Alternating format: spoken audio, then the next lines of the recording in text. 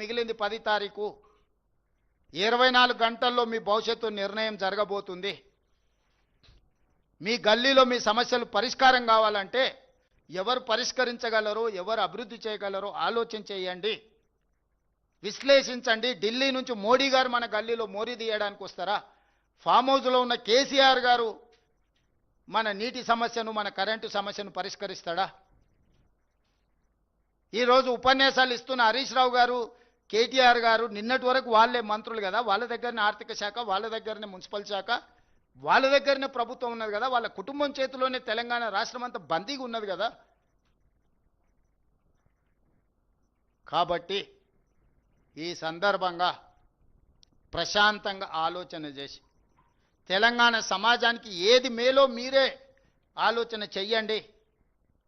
ఈరోజు మీరు ఎన్నుకోబోయే వాళ్ళు 5 సంవత్సరాల మీ భవిష్యత్తును వాళ్ళ చేతిలో పెట్టబోతున్నారు.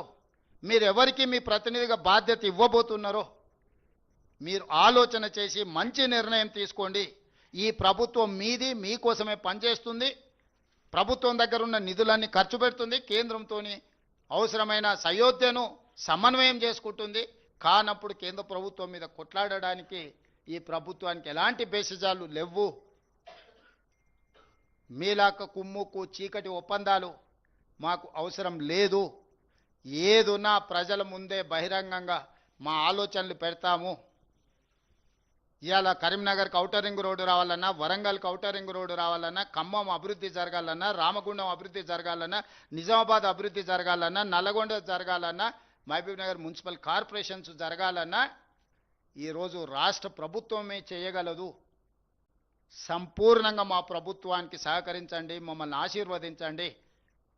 ఈ ప్రభుత్వమే ఇంకా 3 సంవత్సరాలు ఉంటుంది. ఆ తర్వాత ఇంకొక 5 సంవత్సరాలు మేమే అధికారంలోకి వస్తాము. 94 నుంచి 2004 వరకు టీడీపీకి అధికారం ఇచ్చారు. 2004 నుంచి 2014కు 2 సార్లు కాంగ్రెస్కి ఇచ్చారు. 2014 నుంచి 2024కు టీఆర్ఎస్కు 2 సార్లు అధికారం ఇచ్చారు. 2024 నుంచి 2034 వరకు తిరిగి ఇందిరమ్మ రాజ్యాన్ని ప్రజలు ఆశీర్వదించబోతున్నారు. కాబట్టి చిన్న చిన్న భావోద్వేగాలతో ఆలోచన చేసి ఇతరులకు ఓటు వేయకండి, దానివల్ల ప్రయోజనం ఉండదు. ఈ ప్రభుత్వాన్ని ఆశీర్వదించండి. అభివృద్ధి చేసే బాధ్యత నేను తీసుకుంటా. ముఖ్యమంత్రినే కాదు, మున్సిపల్ మంత్రిని కూడా నేనే. కాబట్టి ఈచ్ మున్సిపాలిటీకి ఒక కాంప్రహెన్సివ్ మాస్టర్ ప్లాన్ తయారు చేస్తా. ఈచ్ మున్సిపల్ కార్పొరేషన్కి ఒక కాంప్రహెన్సివ్ మాస్టర్ ప్లాన్ చేస్తాను. నేనే స్వయంగా పర్యవేక్షించి మీ ప్రాంతాన్ని అభివృద్ధి చేస్తా. మీ నీటి సమస్యను, మీ మురుగునీటి సమస్యను, మీ కరెంటు సమస్యను, మీ రోడ్ల సమస్యను, వీటన్నిటిని పరిష్కరిస్తా. మీకు సంక్షేమాన్ని అమలు చేస్తా. మీకు ఇందిరమ్మ ఇండ్లు మంజూరు చేస్తా. ఇవన్నీ చేసే బాధ్యత నేనే తీసుకుంటా. ముఖ్యమంత్రిగా, మున్సిపల్ మంత్రిగా తెలంగాణ ప్రజల్ని నిండు మనసుతో ఆశీర్వదించాల్సిందిగా కోరుకుంటూ మీ అందరి దగ్గర సెలవు తీసుకుంటున్నా. ఉన్నట్టే ఉన్నది. సూరజ్, నువ్వేం టెన్షన్ తీసుకోకు. ఈ దేశానికి ప్రధానమంత్రి బడాబాయ్, ప్రతి ముఖ్యమంత్రి ఆయనకు చోటాబాయ్. మీరే లే మనం ప్రోటోకాల్స్. నువ్వు జర్నలిస్ట్వి, నిన్ను ఏడ కల్పించినా పలకరిస్తా. ఎందుకు పలకరియను? నువ్వు టీ న్యూస్ ప్రతినిధి అయినా నీ ఫేస్లో కేసీఆర్ను చూడను కదా, జర్నలిస్టునే చూస్తా కదా. సేమ్ ప్రధానమంత్రి కూడా, మోడీ గారు ప్రధానమంత్రి కాబట్టి అతను బడాబాయ్ అందరు ముఖ్యమంత్రులకు. బిగ్ బ్రదర్ అంటారు ఇంగ్లీష్లో. ఇక నాకు వచ్చిన భాషలో హిందీలో చెప్పిన. మీ సార్ అంతా ఇంగ్లీష్ నాకు రాదు.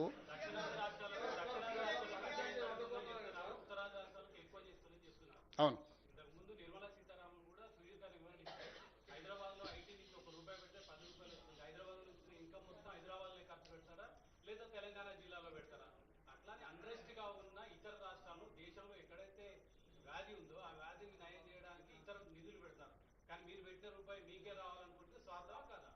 ఇప్పుడు స్వార్థం అనే దాంట్లో కూడా ఒక విచక్షణ ఉంది.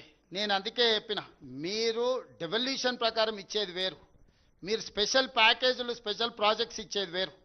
రేపు రీజనల్ రింగ్ రోడ్ ఇస్తే ఇంకా ఆదాయం పెరుగుతుంది, మెట్రో రైలు ఇస్తే ఇంకా ఆదాయం పెరుగుతుంది, ఇంకా మనకు వరంగల్, ఆదిలాబాద్ ఎయిర్పోర్ట్లు ఇస్తే ఇంకా ఆదాయం పెరుగుతుంది. కేంద్రానికి తిరిగి పన్నులు చెల్లిస్తాం కదా. ఇండస్ట్రియల్ పార్కులు ఇస్తే, సెమీ కండక్టర్ తెలంగాణకి ఇస్తే కేంద్రానికి ఆదాయం పెరుగుతుంది కదా. అక్కడెందుకు వివక్ష చూపిస్తుండ్రు? Yes, I do agree. కానీ క్రమశిక్షణ పాటించిన రాష్ట్రాలను మీరు శిక్షించకూడదు. ఫ్యామిలీ ప్లానింగ్ అనేది కేంద్ర ప్రభుత్వం యొక్క విధానం. దాన్ని మనం క్రమశిక్షణతో అమలు చేసినందు మమ్మల్ని శిక్షించకూడదు. అందుకే నీతి ఆయోగ్ మీటింగ్లో నేనేం చెప్పిన,